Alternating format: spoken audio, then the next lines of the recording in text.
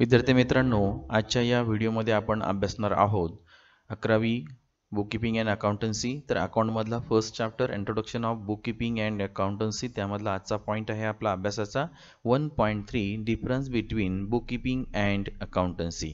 तर बुककीपिंग आणि अकाउंटन्सीमध्ये काय फरक आहे तो आपल्याला आज या व्हिडिओमध्ये अभ्यासायचा आहे. तर आपल्याला बघा 3 कॉलम दिसत आहे बुक्समध्ये दिलेले, तर त्याचा आपण आता अभ्यास करूया. पॉईंट आहे फर्स्ट मीनिंग म्हणजे अर्थ. मग बुककीपिंगचा मीनिंग आपण पाहिलेला आहे, आता डिफरन्स स्वरूपामध्ये आपण अभ्यासणार आहोत.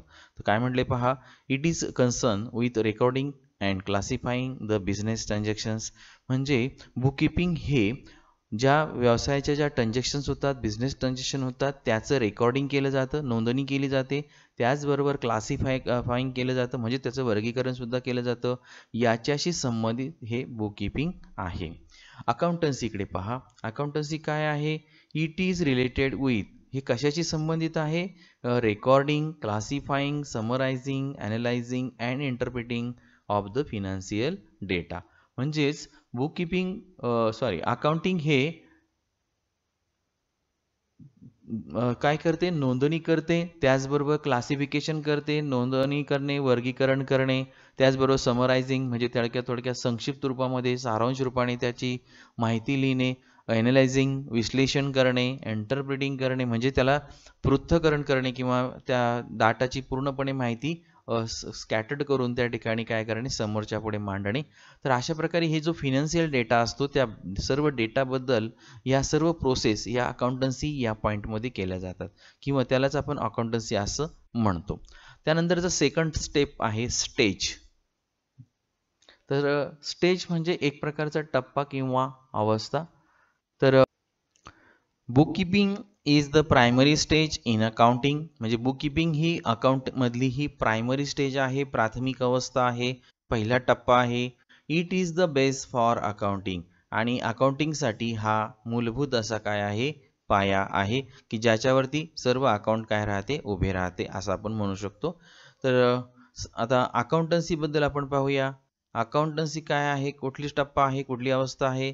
Apart from the primary stage, म्हणजे ही सुद्धा account he apart from the primary stage म्हणजे प्रायमरी स्टेज नंतरची ही अवस्था आहे. It is include secondary stage of analysis and interpretation. म्हणजे थोडक्यात या दुसऱ्या अवस्थेमध्ये वर्गीकरण म्हणजे ॲनालिसिस केलं जातं, त्याचबरोबर इंटरप्रिटेशन केलं जातं, त्यालाच आपण पृथक्करण करणे किंवा विश्लेषण करणे असं म्हणतो. तर हा टप्पा दुसरा टप्पा अकाउंटन्सीमध्ये येतो. थर्ड पॉईंट आहे आपला ऑब्जेक्टिव्ज. उद्दिष्टे काय आहेत बघा, आपण दोघांची उद्दिष्टे पाहूया थोडक्यात. The objective of bookkeeping is to keep a record of all financial transactions in proper and systematic manner.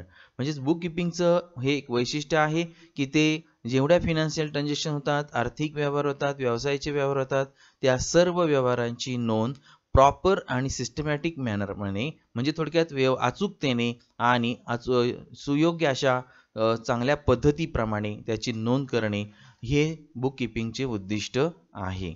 अकाउंटन्सीचा objective काय पाहूया. The objective of accounting is to prepare a financial statement.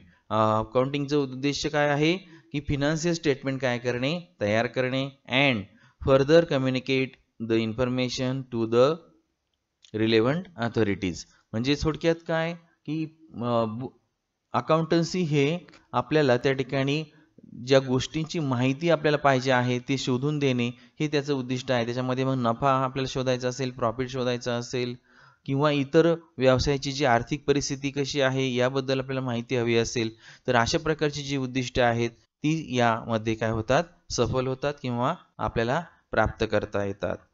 पुढचा पॉईंट आहे रिस्पॉन्सिबिलिटी. आता responsibility म्हणजे काय, तर जबाबदारी. मग आता पाहूया आपण बुककीपिंगच्या मध्ये काय, junior staff is responsible for keeping records. म्हणजे जो ज्युनियर स्टाफ असतो किंवा कनिष्ठ कर्मचारी वर्ग असतो हा बुककीपिंगमध्ये सर्व ट्रान्झॅक्शनच्या नोंदी करणे हे त्यांचं काय आहे, काम आहे किंवा ही त्यांची जबाबदारी असते की बुककीपिंगमध्ये सर्व माहितींची नोंद करणे. जे कनिष्ठ कर्मचारी असतात ते सर्व या झालेल्या ट्रान्झॅक्शनची नोंद यामध्ये करत असतात. तर अकाउंटन्सीमध्ये काय होते पहा, senior staff is responsible for keeping accounts.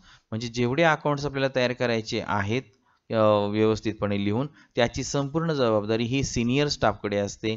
Senior staff म्हणजे वरिष्ठ कर्मचारी, जो त्याच्यामध्ये त्या सर्व कर्मचाऱ्यांमध्ये जो सिनियर असेल किंवा मोस्ट सिनियर असेल किंवा सर्वात आपण तो ज्येष्ठ, जसं ज्येष्ठ कर्मचारी, सर्वात वयस्कर अनुभवी जो कर्मचारी असतो, त्याची अकाउंटन्सी तयार करण्याची ही काय असते, जबाबदारी असते.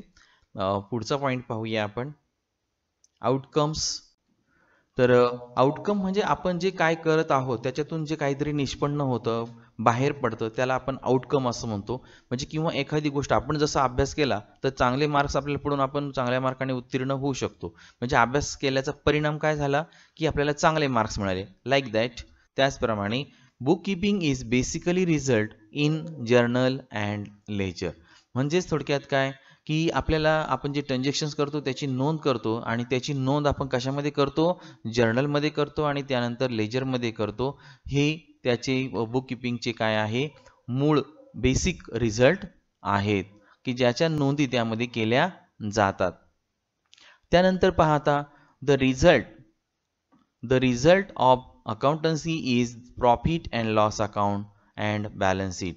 म्हणजे थोडक्यात अकाउंटन्सीचा फायनल रिझल्ट काय आहे, तर तुम्हाला एकूण नफा किती झालाय किंवा तोटा किती झालाय, त्याचबरोबर तुमचं बॅलन्स शीट कसं आहे, त्यामध्ये तुम्हाला असेट म्हणजे मालमत्ता किती आहेत आणि लायबिलिटी म्हणजे देयता किती आहे, याबद्दलचं माहिती त्या अकाउंटन्सीद्वारे आपल्याला काय होते, प्राप्त होते, किंवा त्याद्वारे आपल्याला तो आउटकम्स त्या ठिकाणी मिळतो. म्हणजे आपल्याला थोडक्यात ते जे आपण अकाउंटन्सी तयार केल्यानंतर त्या ठिकाणी तो तशा प्रकारचा परिणाम बाहेर पडताना आपल्याला काय होतो, दिसतो. नेक्स्ट पॉइंट आहे आपला पिरियड. पिरियड म्हणजे आपण त्याला काय म्हणतो, कालावधी. त्यामध्ये पहा book keeping gives day to day details. म्हणजे बुक कीपिंग मधून आपल्याला दररोज झालेल्या व्यवहारांची काय मिळते, सविस्तर अशी माहिती दिली जाते. तर accountancy gives details of entire year. तर अकाउंटन्सी मधून आपल्याला संपूर्ण वर्षाची माहिती सविस्तर रूपाने काय होते, प्राप्त होते. पुढचा पॉइंट पहा, ॲनालिसिस. आता ॲनालिसिस म्हणजे आपण याला काय म्हणतो, विश्लेषण करणे. तर मग इथे काय होते पाहता, बुक कीपिंगमध्ये the process of bookkeeping does not require any analysis.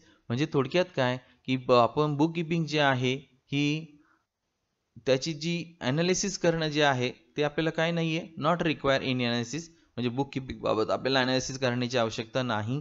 तर त्याची आवश्यकता म्हणजे त्याचं खूप कारण काय आहे, ते व्यापक असं आहे, मोठ्या स्वरूपातलं आहे. त्यानंतर अकाउंटन्सीमध्ये पहा,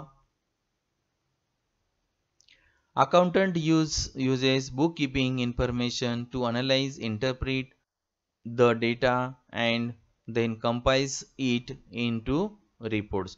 म्हणजे थोडक्यात अकाउंटिंगचे जे आपल्याला उपयोग आहेत त्याच्यामध्ये बुक कीपिंगची इन्फॉर्मेशनचे काय केलं जातं, अकाउंटमध्ये ॲनालाइज केलं जातं, इंटरप्रिट केलं जातो जो डाटा असेल तो, आणि नंतर तो काय केला जातो, then compiles it into reports. आणि जे रिपोर्ट्स आपण तयार करतो त्याच्यामध्ये ते काय केले जाते, कंपाइल्स केले जाते. म्हणजे थोडक्यात त्याचं एकत्रीकरण करता येते किंवा एकत्र सगळी माहिती काय होते, तयार होते असं. किंवा म्हणजे आपल्याला असं म्हणता येईल की बुक कीपिंग हा एक छोटासा पार्ट आहे, तर अकाउंटन्सी हा त्याचा खूप मोठा आणि व्यापक असा पार्ट आहे असं आपणास म्हणता येईल.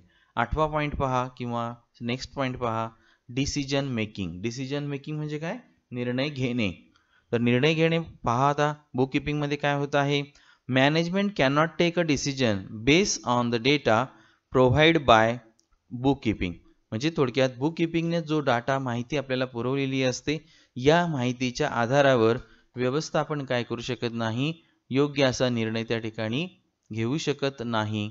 आणि त्यामुळे तिथे आपल्याला निर्णय घ्यायचा असेल तर त्या ठिकाणी आपल्याला संपूर्ण माहिती गोळा करावी लागते आणि योग्य पद्धतीने आपण असा निर्णय घेऊ शकतो. पुढे काय म्हटले पहा, आता अकाउंटन्सीमध्ये depending on the data provided by the accountant the management can take critical business decision.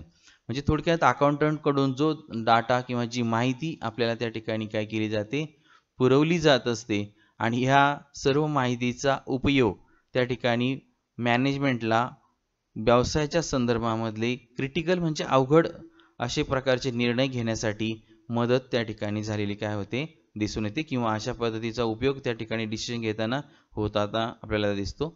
Next point पहा, स्किल रिक्वायर्ड. कौशल्य अतिशय महत्त्वाचं आहे. ते कौशल्य असल्याशिवाय आपण काही करू शकत नाही. आणि मग बुककीपिंगमध्ये कोणतं कौशल्य आहे तर analytical skill is not require for bookkeeping. म्हणजे तुम्हाला ॲनालिटिकल जे स्किल आहे तर त्याची बुककीपिंगमध्ये फारशी आवश्यकता भासत नाही. अकाउंटन्सीमध्ये पहा, इट रिक्वायर्स ॲनालिटिकल स्किल. अकाउंटन्सीमध्ये मात्र ॲनालिटिकल स्किल त्या ठिकाणी विश्लेषणात्मक कौशल्य त्या ठिकाणी आपल्याला काय आहे हवं आहे. तरच आपण चांगल्या प्रकारची माहिती यामध्ये भरू शकतो, नोंदणी करू शकतो. तर विद्यार्थी मित्रांनो, आपण आज या पॉईंटमध्ये अभ्यास केला आहे difference between book keeping and accountancy. Book keeping आणि अकाउंटन्सी यामधला फरक काय आहे तो या व्हिडिओमध्ये आपण पाहिला आहे. त्याचबरोबर आपण नेक्स्ट पॉईंट पाहणार आहोत, meaning and definition of accountancy. ते आपण पुढील व्हिडिओमध्ये पाहूया. व्हिडिओ आवडला असेल तर लाईक करायला विसरू नका. त्याचबरोबर माझ्या चॅनलला सबस्क्राईब करा आणि माझ्या चॅनलचे व्हिडिओज लिंक जे आहे तुम्ही शेअर्स करा आपल्या.